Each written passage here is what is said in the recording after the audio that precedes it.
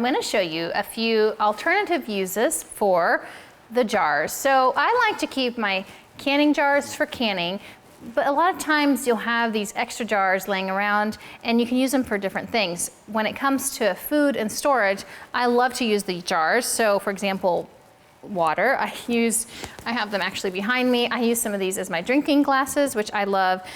I also use them to store food items, like these are a little bit of the dehydrated tomato powder that I made earlier in the year. It's just a nice way to store. I've got some lavender from our garden that I've stored, all the things.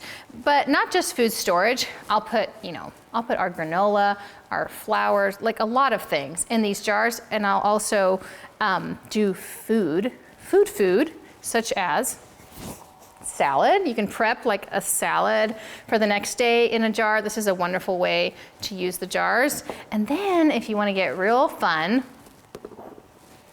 a dessert, something like this is super yummy, super delicious. It's beautiful. I love these flute jars because they are just beautiful and a great size to use for things like this. So keep in mind that if you have extra jars or jars you no longer are using for canning, just keep them separate. Food for food, canning for canning, that sort of thing.